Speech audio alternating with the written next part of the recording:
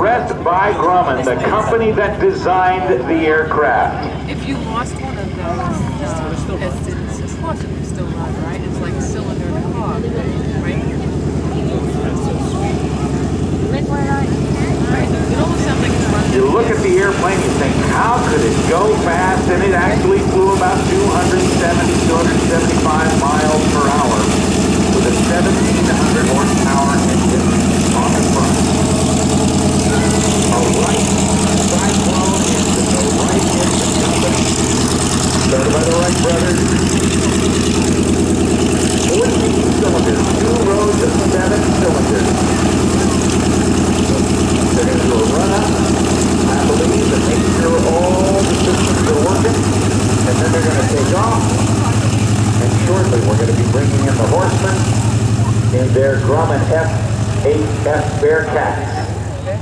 Then Michael Goulian will take to the skies, still pressing on toward a 3 o'clock takeoff time for your United States Navy and Marine Corps Blue Angels. Celebrating 100 years of naval aviation. Let's listen to the sound. You might hear an extra growl or a snapping sound, a very harsh sound. That could be the sound of the propeller tips going supersonic. Let's listen. It's so amazing.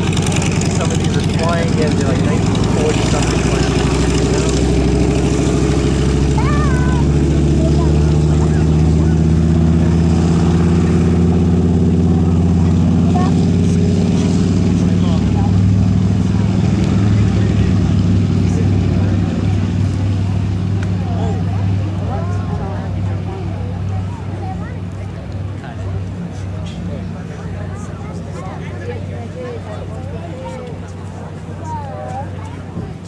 That must be a sweet ride, then.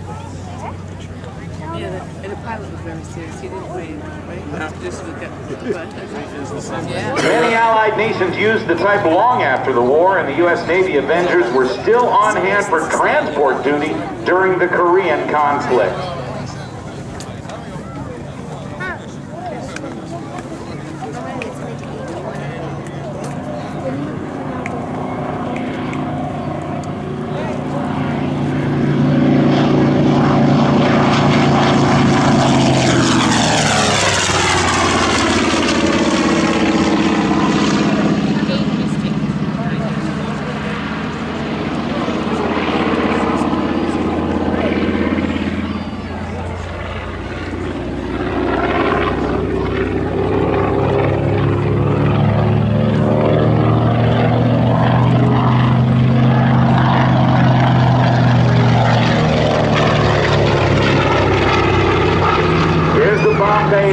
Capable of carrying about 2,000 pounds of bombs or 1 torpedo.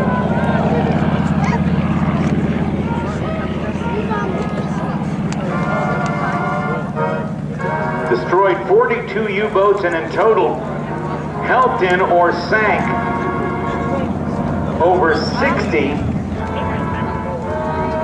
enemy ships.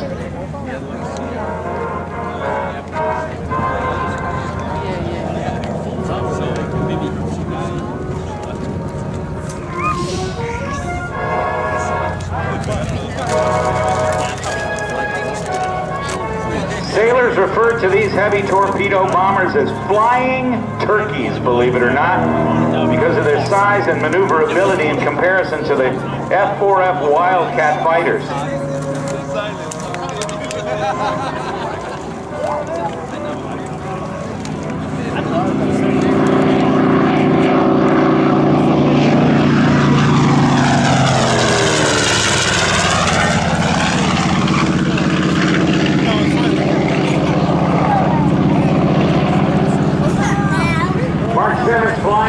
From the Heritage Flight Foundation in the TBM Avenger. It's painted in the original paint scheme of the World War II bomber on the USS aircraft carrier Block Island. The Block Island carrier joined the Atlantic Fleet in May of 1943 and participated in 4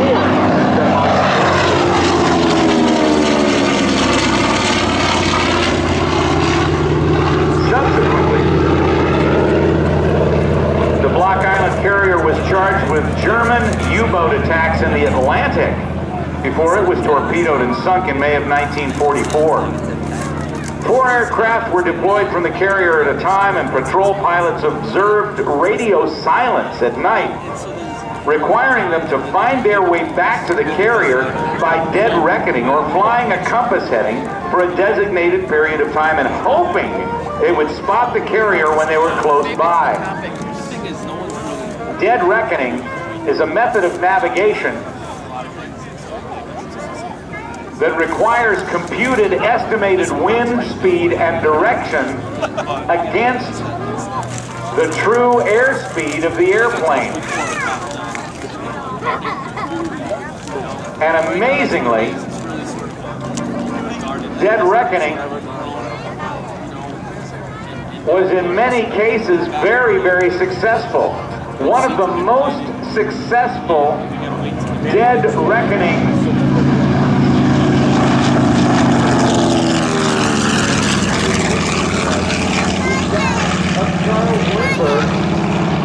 in 1927 when he flew the Spirit of St. Louis across the Atlantic.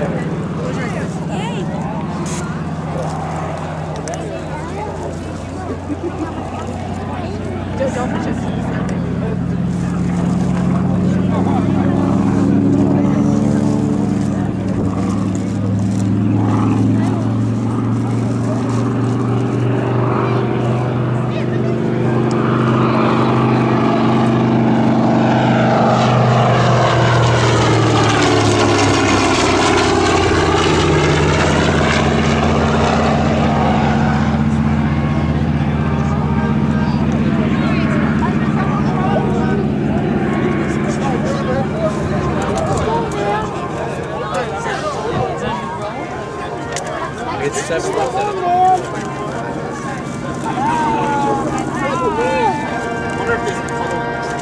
There was one use of the Avenger that actually saw service after World War II. World War II was the first war in which radar became a very, very important part of not only defense but offense during the war. And to provide early warning for United States Navy carriers, the TBM 3W with a large radome entered service after the war. It had a bulbous radome underneath and just behind the engine of the aircraft, and also sported an additional 2 vertical stabilizers mounted to the outside portions of the horizontal tail.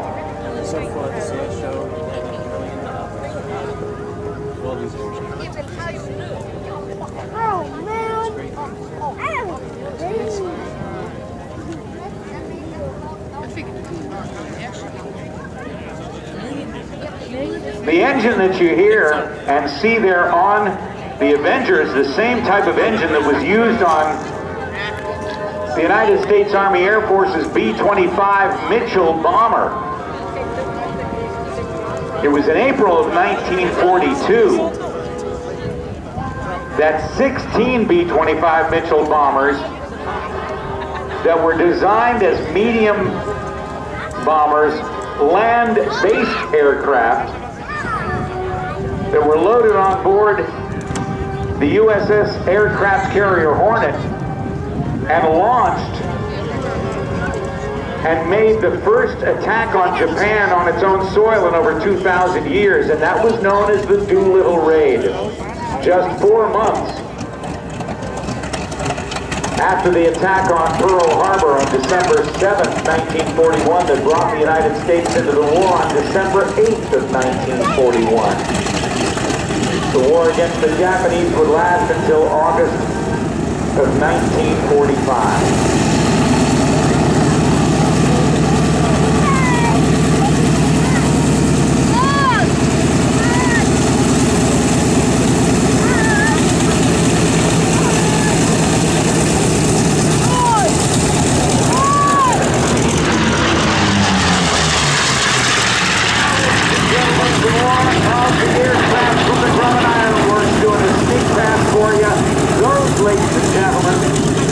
Horsemen. They are Ed Shipley and Dan Friedkin, flying two F8F Bearcats. Two of the fastest piston engine fighters ever built. They did not see service during World War II.